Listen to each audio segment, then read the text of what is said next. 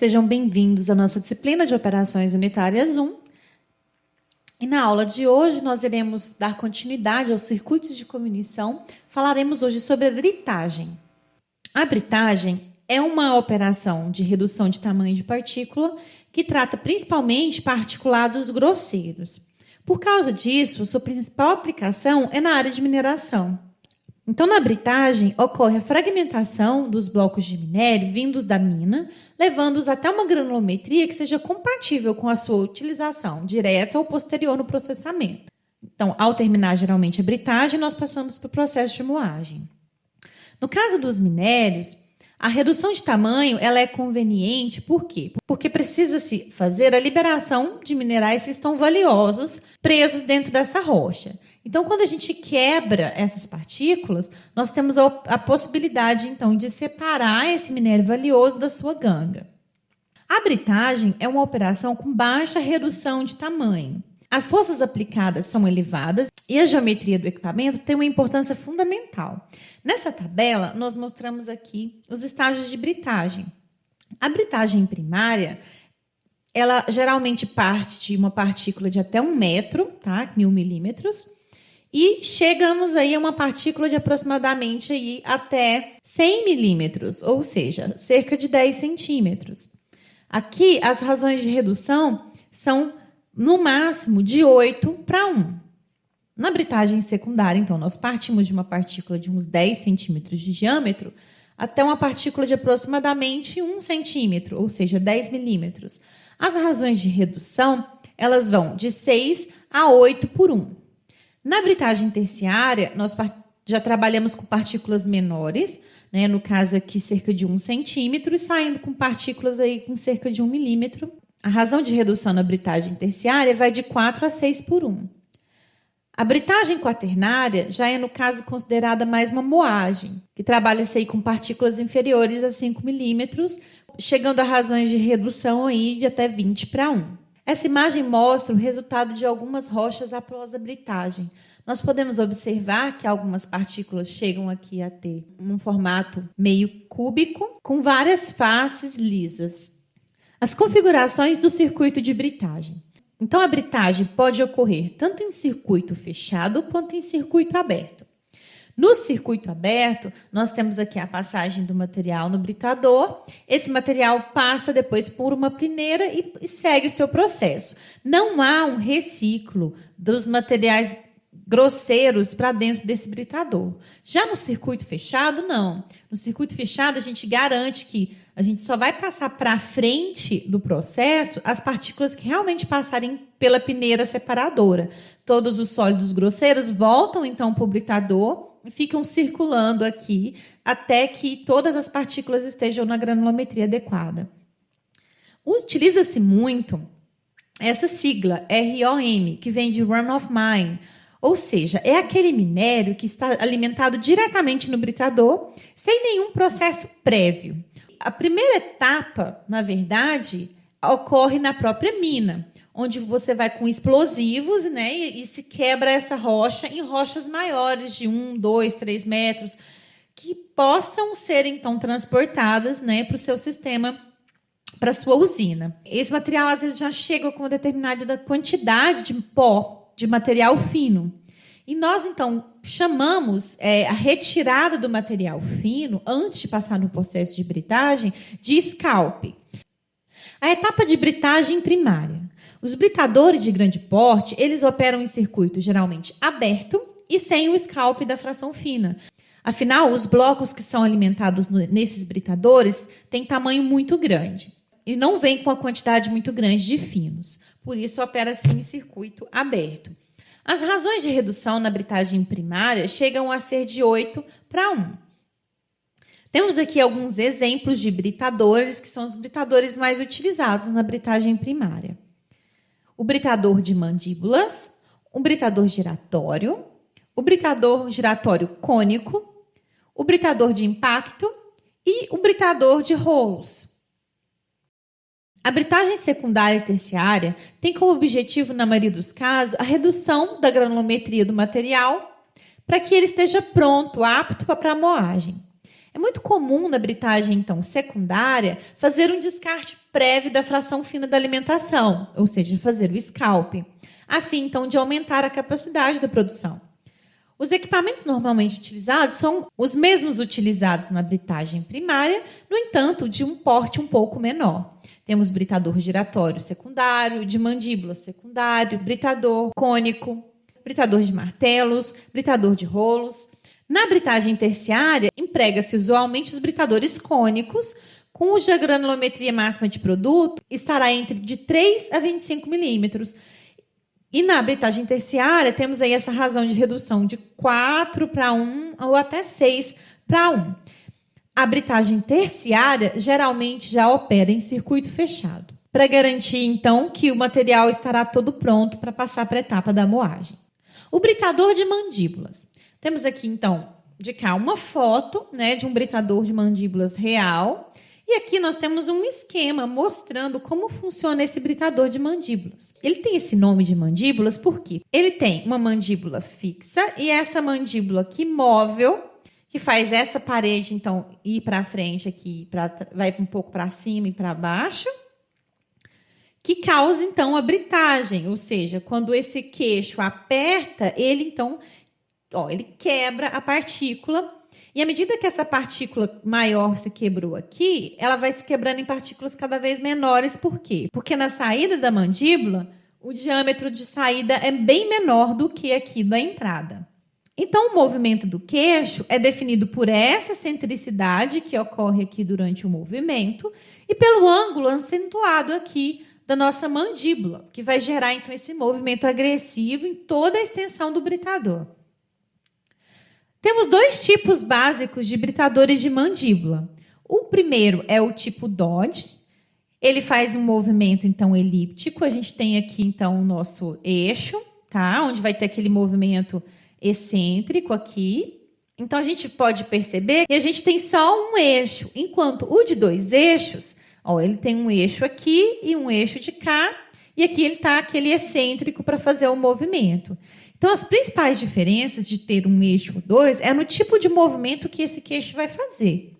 Então, quando eu tenho apenas um eixo, o movimento que o queixo faz é elíptico, enquanto que o britador com 2 eixos, ele tem um movimento pendular. Esse britador do tipo Blake, de 2 eixos, ele costuma ser 50% mais caro do que o de um eixo. E ele é utilizado geralmente para materiais mais abrasivos. Como, então, podemos fazer a especificação de um britador de mandíbulas? Depende muito do tipo de material, a capacidade média que nós queremos tratar, ou seja, quantas toneladas por hora eu vou britar nesse equipamento, qual é o tamanho e a quantidade de finos que estão nessa alimentação. Afinal de contas, a quantidade de finos pode aí atrapalhar, diminuir a capacidade do britador. E qual é a razão de redução de tamanho que eu quero fazer nesse britador? Então, no catálogo, geralmente nós temos lá a imagem, tá, do equipamento. Nós podemos aqui ver uma vista por cima, em que aqui a gente pode ver a boca, tá, de alimentação do equipamento. Então, o britador, ele é especificado por área de entrada. Isso é, a distância entre as mandíbulas da alimentação, tá?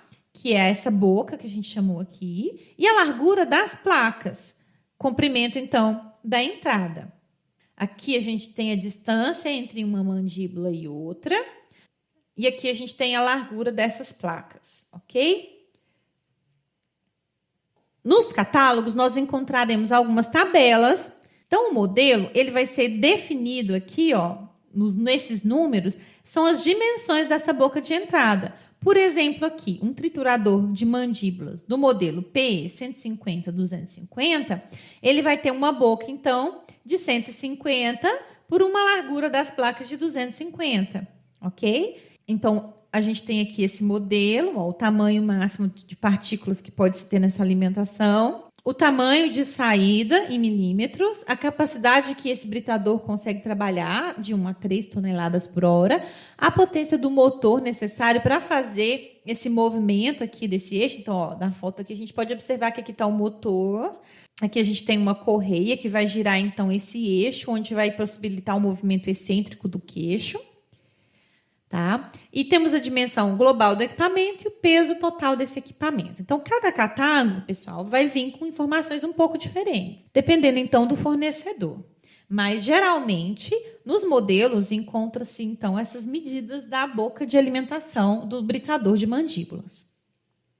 O britador giratório é muito utilizado quando existe uma grande quantidade de material a ser britado, ou seja, ele é indicado preferencialmente para altas capacidades de britagem.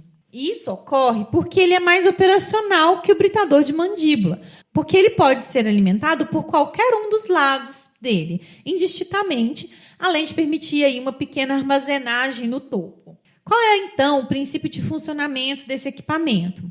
A gente tem uma carcaça externa aqui, tá? Que tá revestido, esse material vermelho é um revestimento para evitar abrasão. E no centro, a gente tem aqui preso na parte de cima esse cone. Então aqui, pessoal, nós vamos ter um motor que vai ter aqui um eixo, tá? Que vai fazer esse cone girar. Mas nesse cone tem uma folga que permite também, além do giro, um movimento que aproxima ele e distancia ele das paredes. Isso faz com que dos dois lados ele consiga, então, fazer uma força de compressão aí nessa partícula. Esse movimento circular que ele faz, ele gira aí geralmente de 85 a 150 RPM, faz com que toda a área da carcaça seja, então, aqui utilizada na britagem. Na parte de cima, eu brito as partículas maiores, que vão caindo e se quebrando até chegar aqui na parte de baixo, onde eu tenho as menores partículas. Isso faz, então, com que eu utilize toda a minha área da carcaça e esse tipo de britador, então, consegue aí trabalhar com a grande capacidade de operação. Esse cone no britador giratório, ele é longo e a câmara fica aberta para cima, possibilitando, então, receber aí fragmentos de grandes dimensões aqui nessa parte superior. Um outro tipo de britador giratório é também o britador cônico. O britador giratório cônico, que está nessa imagem que nós temos um exemplo, ele funciona de uma forma bem parecida aí com o britador giratório.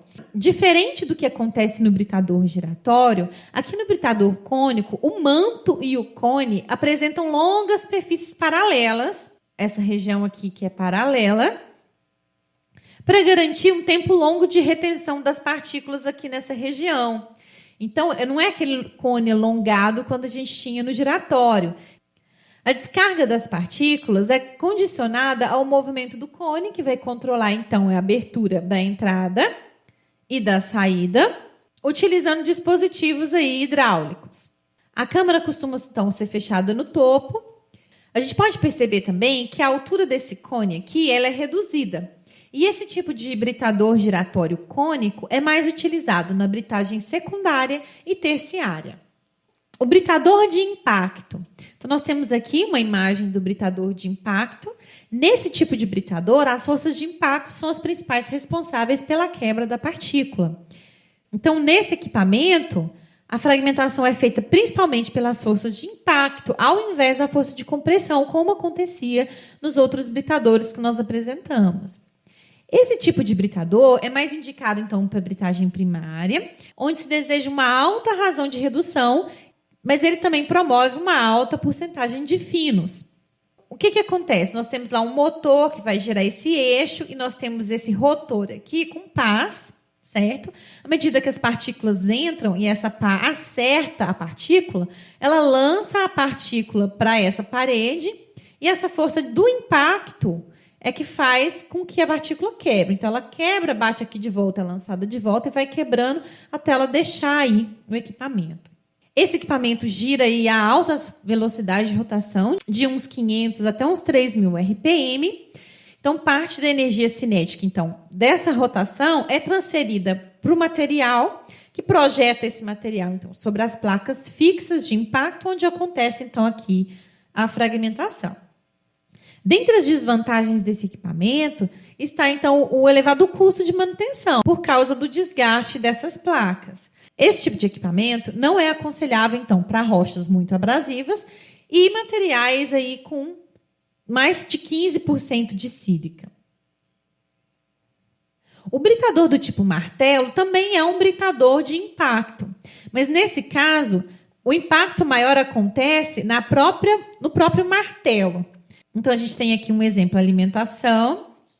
Aqui, então, na ponta desses eixos, a gente tem como se fosse realmente um martelo. Então, a força de impacto, nesse caso, ela acontece devido à alta velocidade de rotação desse martelo que se impacta, então, com a partícula.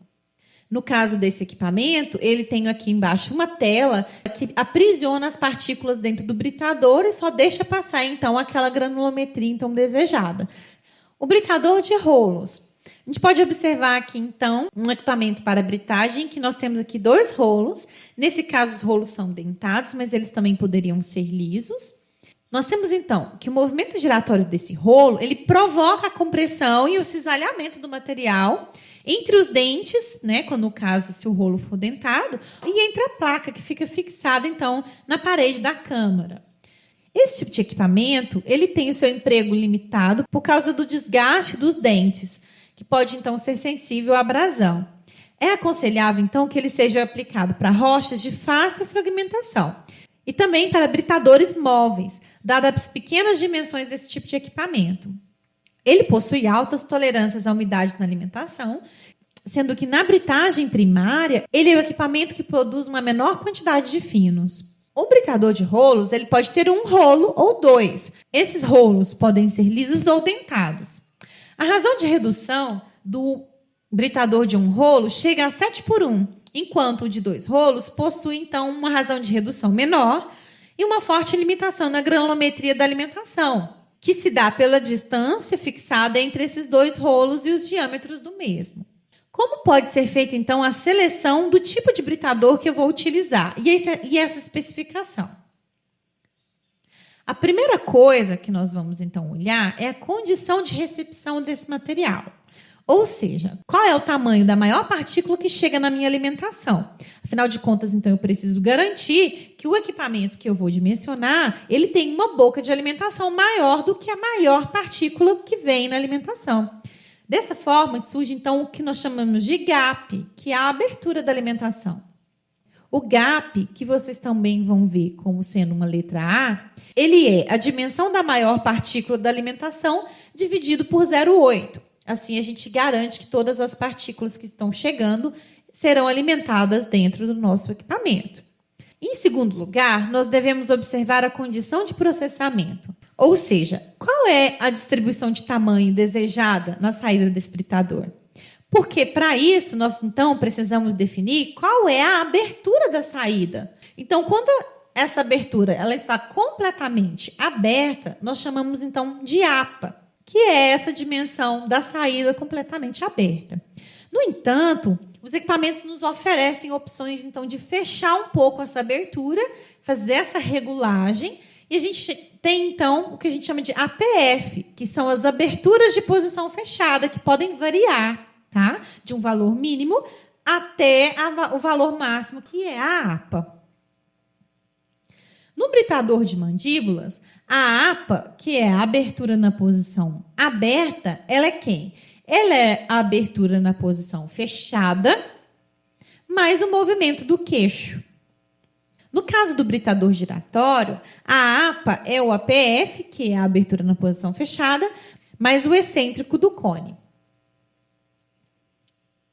A terceira coisa que nós devemos, então, observar é qual é a capacidade com que eu quero trabalhar, ou seja, quantas toneladas por hora eu quero britar.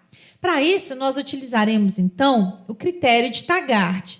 Esse critério, ele me diz que X, que é um parâmetro, tá, desse critério, é a capacidade em toneladas por hora, dividido pelo gap elevado ao quadrado, usando aí o gap, pessoal, em polegadas. Dependendo, então, desse valor de X, nós iremos selecionar o tipo de britador.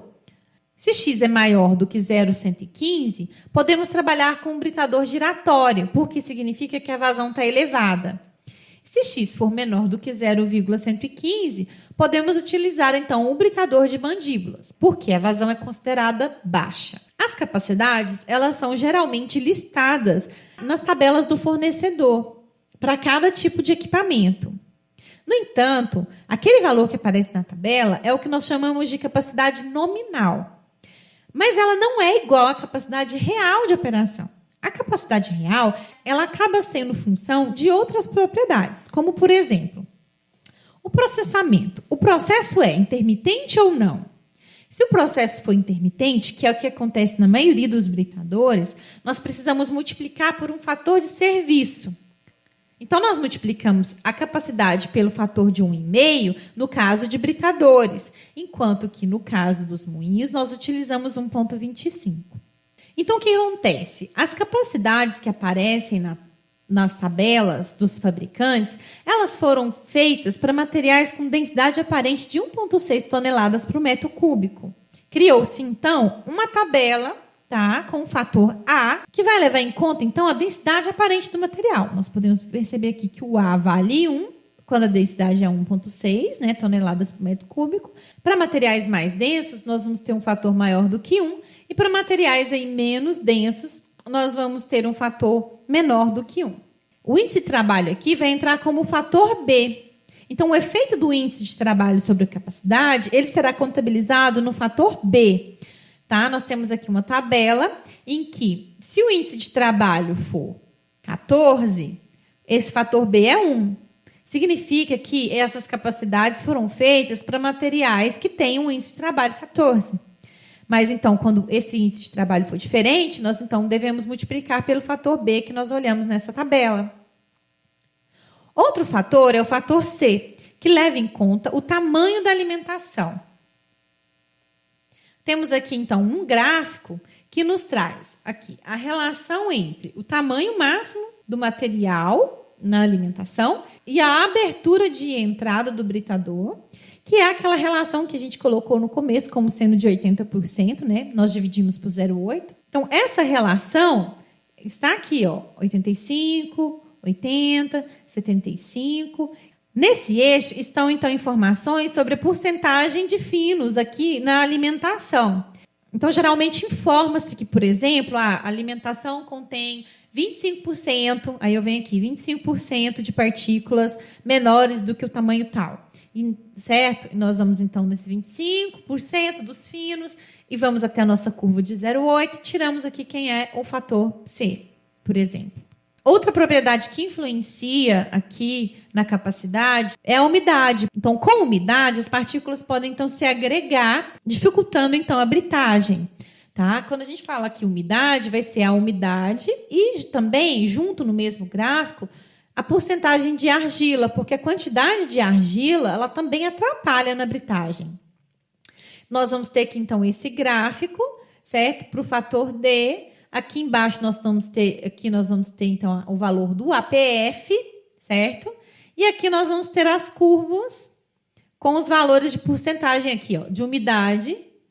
Então, tem duas formas de ler. Quando a gente tem material com menos de 5% de argila, a gente lê o valor da umidade nessa escala. E quando a gente está com mais de 5% de argila, a gente lê o valor da umidade nessa escala do lado de cá. Certo? Esse gráfico é para britadores giratórios e de mandíbulas, e nós temos aqui esse outro gráfico para outros britadores que são chamados de hidrocones e cones. Então, o que vai acontecer? Então, no final, a nossa capacidade real é quem? É a capacidade nominal que eu tinha, tá? Vezes cada um desses fatores, de A até D, que nós mencionamos aqui. Vou, então, mostrar para vocês agora algumas tabelas, tá? Que vêm aqui com modelos. Então, essas tabelas são de britadores primários de mandíbula operando num circuito aberto. Então, nós temos aqui o modelo, qual é a rotação, qual é aqui o movimento da mandíbula. E de cá, aqui na parte de dentro, nós temos os valores das capacidades, certo? E aqui nessa linha, nós temos a abertura da boca de saída. Então, nesse catálogo, está colocado aqui o APF, mas alguns catálogos pode vir a informação da APA. Essa tabela já fornece britadores primários de mandíbula num circuito fechado, tá? Bem aí similar, ó, a gente tem o valor do modelo, a boca da alimentação, aqui qual é o movimento do queixo, nesse caso está em polegadas, tá? Aqui nós temos a abertura da boca de saída e aqui dentro nós temos, então, os valores das capacidades. Então, nós temos aqui um britador de mandíbulas de 1 eixo e aqui nós temos o britador de mandíbula de 2 eixos, tá? Então, pessoal, são vários os catálogos diferentes que vocês podem aí encontrar. Aqui nós temos, então, agora uns exemplos de tabelas para capacidade de britadores giratórios. Então, aqui, britadores giratórios, primários e secundários, tá? Da mesma forma, a gente tem aqui o nome da máquina, certo? A rotação, a potência máxima de trabalho, qual é o valor aqui do excêntrico. Nesse caso aqui, ele já está dando a abertura da APA, ok? Então, com a APA e o excêntrico, a gente tira quem é o APF. Então, agora nós já sabemos aí olhar as capacidades, né, na tabela. Além, então, da capacidade, nós podemos, então, calcular a potência consumida, geralmente, aí pela lei de Bond, que nós já vimos anteriormente. Lembra que eu falei para vocês que, às vezes, a equação ela ia se apresentar de outra forma? Então, aqui nós temos o produto em micras, tá? Então, aqui o produto, a alimentação. E esse valor do 10 aqui é porque está usando essa unidade em micras. Outra coisa que nós devemos observar durante a seleção dos britadores é qual é a granulometria do produto que eu quero gerar. Então, um britador giratório, nós temos aqui essa equação em que a gente tem que o P, quem é o P, pessoal? É o D80 do produto. Então, o D80 do produto é esse parâmetro que multiplica a APA, que multiplica 0,4 vezes o índice de trabalho do material, mais 0,4. E no britador cônico, a gente tem aqui, né, essa outra equação, que no caso aqui aparece esse E, que é a excentricidade do britador. A distribuição granulométrica do produto, pessoal, ela geralmente vem em gráficos, em que a gente pode ver aqui a porcentagem de material passante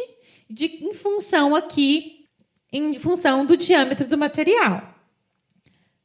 Cada uma dessas curvas aqui se refere a uma abertura de saída diferente, tá? Aqui no caso desse, nós estamos falando aqui da APA. Esse gráfico é aqui para um circuito aberto. Então, eu tenho um britador de mandíbula. Então, eu peguei um britador de mandíbula com a APA de 14 polegadas. Então, deu essa curva. De 10, de 8, de 2, ok? Então, para cada posição de abertura da minha saída, eu tenho, então, uma distribuição granulométrica diferente. Ou seja, quanto menor é essa abertura da saída, menor são as partículas, então, que eu vou gerar na minha distribuição granulométrica, ok? Temos aqui, então, o mesmo gráfico, mas para um circuito fechado, para um britador de mandíbulas. Temos aqui, então, um gráfico de distribuição granulométrica de produto para um britador giratório, tá? Então, que a gente temos... Outra coisa que nós devemos observar é se o circuito é aberto ou fechado. Caso o circuito seja, então, fechado, nós temos aqui, né, o conceito do que nós chamamos, então, de carga circulante, certo? Que é 100 dividido por 1 menos R sobre eta. Então, nós temos aqui que eta é a eficiência do processo de britagem. Então, R aqui é 30% do material, sendo maior do que a tela da peneira de fechamento desse circuito.